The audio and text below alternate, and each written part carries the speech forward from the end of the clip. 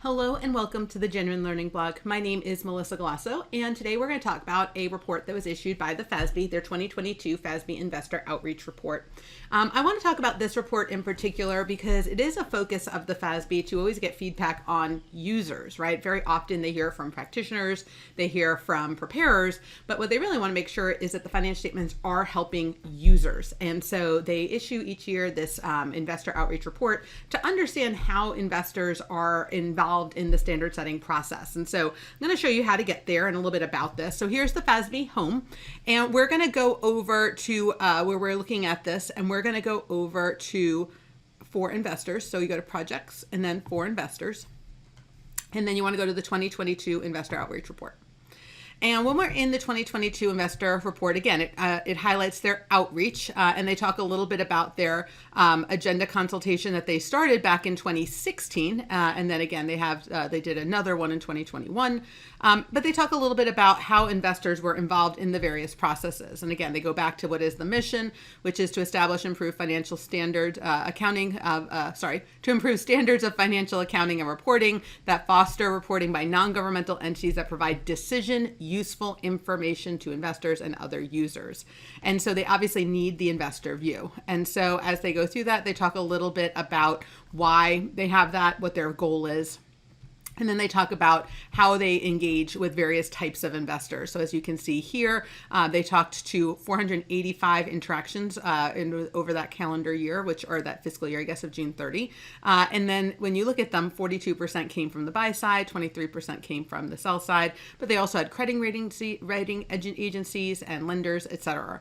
And so as they go through this, they talk a little bit about what the impact is and how did they hear from them. Again, so they have advisory groups, but they also have other outreach as they go through here. But you'll notice very small percentage comes from comment letters.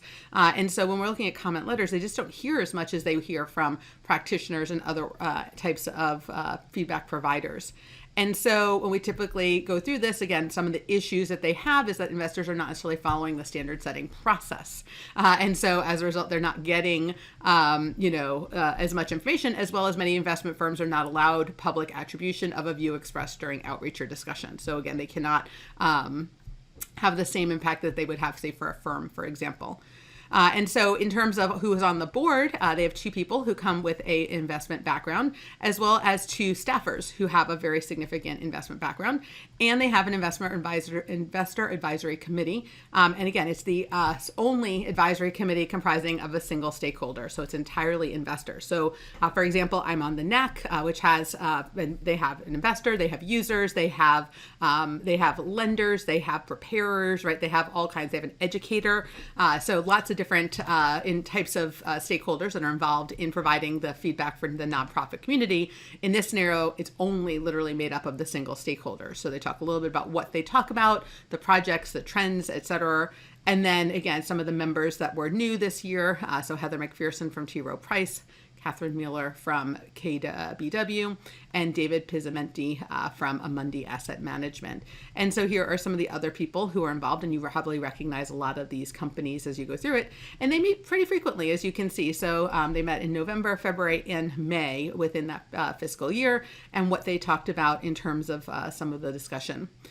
They also talked about as I said earlier, even on the NAC, when we look at this, they have different groups that they're looking at. So Jennifer Dager, who is at the Bill and Melinda Gates Foundation, Alyssa Federico from the Foundation for the Carolinas, right, very much involved in that position that they have within these types of foundations to provide access to funds for not-for-profit entities.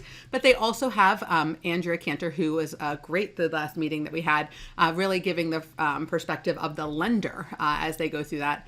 And then again, they have Dennis Gephardt from Moody's Investors. And as you go through here, even J.R. Miller, who's from the Leukemia and Lymphoma Society. So within each of them, they have FASAC, EITF, PCC, SBAC. All of them have at least a few people who come with that investor background.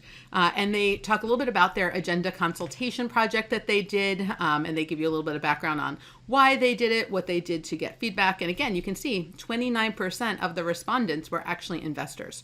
So they were the highest category of those that responded that were not sort of those form letters that came regarding digital assets. And so when you look at this, they do look at the prioritized items by the type. And again, when they look at investors specifically, disaggregation of information, which makes sense because they want to make decisions, the statement of cash flow, ESG, intangibles. And then, taking into what they're considering and how it applies to various projects that they're working on as they go forward. So as you can see, quite a bit going on in this area. The investors are a big, important group for the FASB to think about as a user of the financial statements. And so they want to make sure that they always incorporate their feedback. And so this was a really nice summary that they put out there of what they did with investors in their prior fiscal year. So that's a wrap on this week's blog. I hope you guys have a wonderful week, and I look forward to seeing you on next week's blog. Have a great day, guys. Bye-bye.